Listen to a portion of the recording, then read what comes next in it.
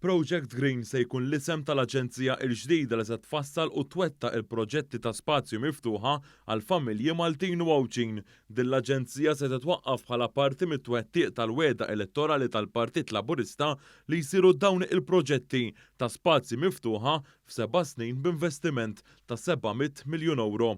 Ħabbret dan il-Ministru għall-Ambjent, l-Enerġija u l-Intrapriżi Mirjam Dalli waqt id-diskussjoni fil-Parlament dwar l-estimi finanzjarji tal-Ministeru. U illum nista' nħabbar li l-Aġenzija Project Green se tkun responsabbli mit-tfassil mill-ippjanar u d-delivery ta' Urban Green Projects hekk kif huwa mwiegħed fil-manifest elettorali tal-Partit Laburista. Din l-entità ser tkun qed tikkollabora ma' entitajiet oħra tal-Gvern biex tassigura l-implementazzjoni effettiva u effiċjenti ta' dawn l-inizjattivi.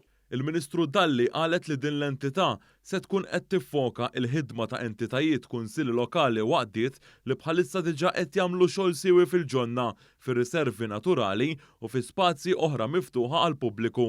Il-Ministru irrimarkat li fi żmien sena ix-xiri tal-enerġija permezz tal-interconnector żdied b'400%. Dr. Dalli spjegat li din is-sena il-Gvern investa 400 miljun euro permezz tas-sussidju sabiex il-prezzijiet tal-enerġija jibqgħu stabbli. Saħqet li s-sena d-dieħla is-sussidju għal dan il-għan se jkun ta' 600 miljun euro.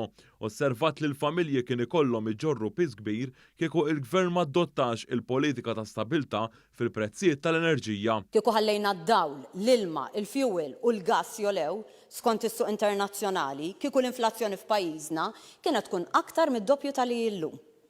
Kieku familja ta' 4 kienet se tispiċċa b'min tal-anqas ta' 2000 euro anqas fil-but kull sena. Il-Ministru Dalli qalet li dan is-sussidju ġie nnutat fir-rapport tal-Kummissjoni Ewropea il-ġimgħa li għaddiet li bassar li pajjiżna se jkollu fost l-akbar tkabbir ekonomiku fis-sentejn li ġejjin. Il-Ministru Mirjam Dalli ħabbret li din is-sena ġew approvati 26 proġett ta' investiment dirett barrani b'investiment ta' 104 miljun euro. Ġew approvati wkoll 72 proġett ta' investiment kapitali Malti b'investiment ta' 53 miljun euro.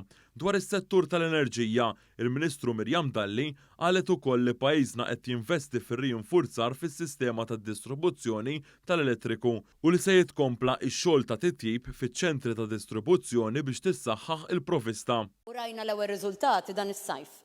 Fejn minkejja li kellna domanda rekord tal-elettriku, il-qtuħ tad-dawl naqas b'aktar minn 33%. Grazzi għal ħidma tat-tim kollu tal-Ena Malta, konvinta li ser inkomplu naraw aktar riżultati fix-xhur u snin li ġejjin. Dwar l-immaniġġjar tal-iskart, il-Ministru Dalli qalet li s-separazzjoni tal-iskart se ssir obbligatorja għal kulħadd.